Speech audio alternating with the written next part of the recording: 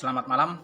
Baiklah, di sini kami dari kelompok 15 ingin menjelaskan tentang judul materi kami yang dimana etika bisnis dan profesi, kode etik profesi lainnya.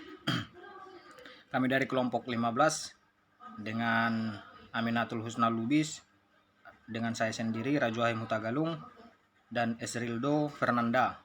Di sini kami ingin membahas tentang etika bisnis dan profesi, kode etik profesi lainnya, di mana di sini dijelaskan keberadaan berbagai profesi. Dewasa ini makin banyak bermunculan organisasi profesi dari kelompok profesi sejenis, dan setiap organisasi makin menyadari perlunya membuat kode etik untuk menjadi pedoman perilaku bagi para anggotanya. Jadi untuk tujuan khusus dari setiap organisasi profesi adalah untuk mengembangkan kompetensi para anggota secara berkelanjutan sekaligus untuk melakukan pengendalian perilaku para anggotanya dengan berpedoman pada kode etik yang telah disepakati bersama.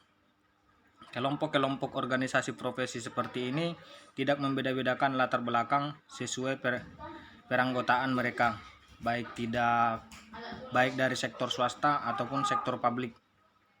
Setiap organisasi profesi mempunyai pedoman kode etik untuk menjadi standar atau acuan perilaku bagi para anggotanya. Karena kebanyakan organisasi profesi yang ada, maka pada kesempatan ini hanya akan dibahas beberapa contoh dan kode etik dari berbagai organisasi profesi, yaitu Profesi Badan Pemeriksaan Keuangan Republik Indonesia atau BPK RI, Perhimpunan Auditor Internal Indonesia atau PAAII, Himpunan Psikologi Indonesia dan Advokat Indonesia.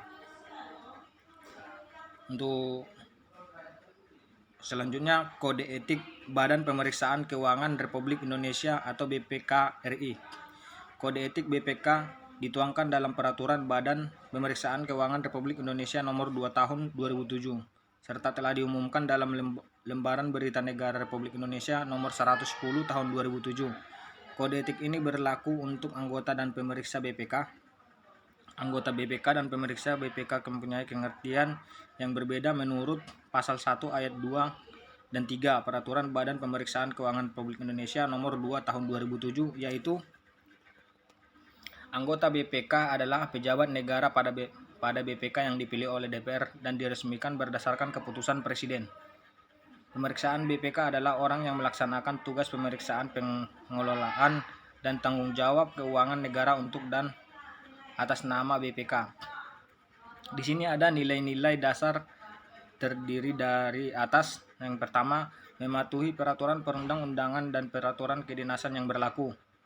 Yang kedua, mengutamakan kepentingan negara di atas kepentingan pribadi atau golongan, menjunjung tinggi independensi, integritas, dan profesionalitas. Yang keempat, menjunjung tinggi martabat, kehormatan, citra, dan kredibilitas BPK. Assalamualaikum warahmatullahi wabarakatuh. Saya akan melanjutkan materi terkait kode etik Perhimpunan Auditor Internal Indonesia atau PAII. Di dalam ini ada dua kategori kode etik yang diterapkan PAII, yaitu kode etik PAII dan kode etik Qualified Internal Auditor atau QIA. Kode etik PAII berlaku bagi organisasi profesi dan semua anggota PAII yang bekerja pada departemen atau bagian audit internal suatu organisasi atau perusahaan. Kode etik QIA adalah kode etik bagi anggota yang telah memperoleh sertifikat QIA melalui suatu pendidikan formal yang diterapkan oleh PAII. Dan perlu dipahami bahwa saat ini yang berprofesi pada departemen atau bagian audit internal tidak seluruhnya mempunyai kualifikasi gelar atau sertifikat QIA. Kode etik KIA ditetapkan oleh Dewan Sertifikasi KIA dengan pasal-pasal dalam kode etik KIA adalah sama dengan kode etik PAII, kecuali dalam kode etik KIA tidak memasukkan pasal 1 dan 9 dari kode etik PAII. Selanjutnya yaitu kode etik psikologi Indonesia. Kode etik ini berlaku bagi ilmuwan psikologi dan psikolog. Kedua profesi ini dibedakan berdasarkan latar belakang pendidikan mereka, di mana latar pendidikan ini menentukan boleh atau tidaknya seseorang melakukan praktik psikologi. Pada ilmuwan psikologi dalam batas-batas tertentu dapat memberikan jasa psikologi, tetapi tidak boleh menjalankan praktik psikolog. Sekian, terima kasih. Kode etik profesi advokat. Advokat merupakan salah satu subprofesi di bidang hukum sebagaimana dikatakan oleh Abdul Qadir Muhammad tahun 2006.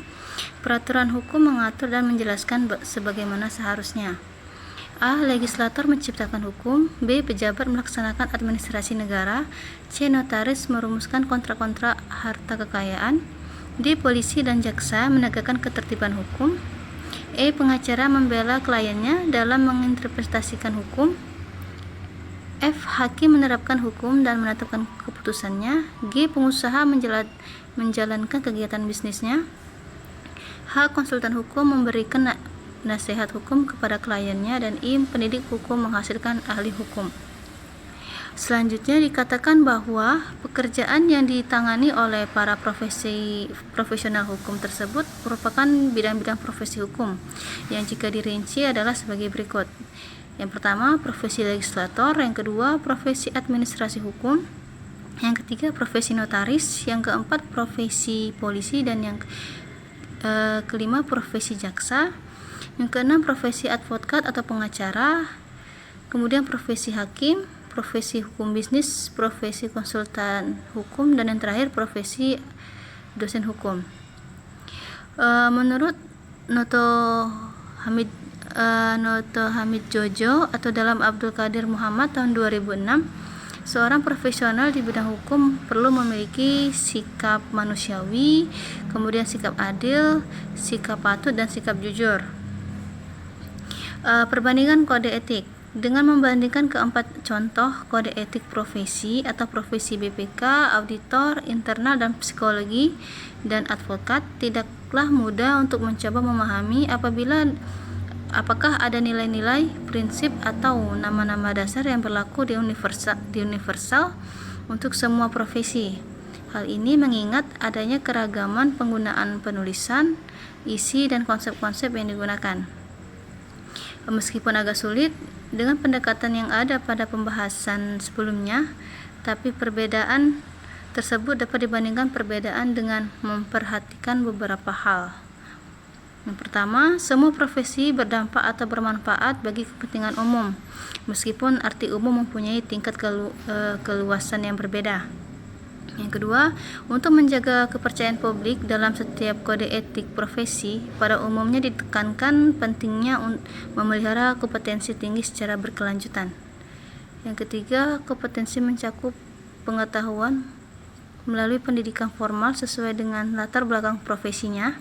Yang keempat, aturan mengenai sikap perilaku umumnya menyangkut tanggung jawab dan kesadaran diri sebagai pribadi, hubungan dengan rekan sejawat, hubungan dengan klien, dan hubungan lainnya. Dan yang kelima, tanggung jawab dan kesadaran dari diri berkaitan dengan karakter utama, prinsip-prinsip atau nilai-nilai dasar yang harus dimiliki seorang profesional untuk menunjang citra dan martabat profesi yang luhur. Profesi dan hakikat manusia utuh. Apabila seorang profesional benar-benar menghayati profesinya dan betul-betul mau memenuhi kode etik yang ditetapkan atas dasar kesadaran diri dalam melaksanakan profesinya, maka sebenarnya ia telah menjalani kehidupan sesuai dengan hakikat manusia seutuhnya. Hakikat manusia utuh adalah hidup dengan menyeimbangkan pemenuhan EQ, IQ, SQ, dan PQ Kesadaran untuk terus-menerus memelihara unsur kompetensi ilmu, pengetahuan, dan keterampilan teknis mencerminkan upaya untuk meningkatkan IQ.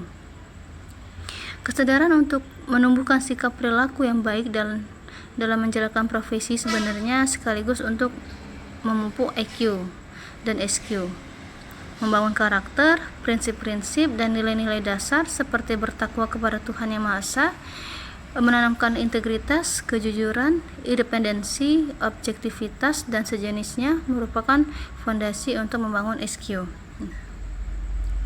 Sekian untuk presentasi kelompok 15. Jika ada kesalahan dan kekurangan, kami mohon maaf, dan saya tutup dengan Assalamualaikum warahmatullahi wabarakatuh.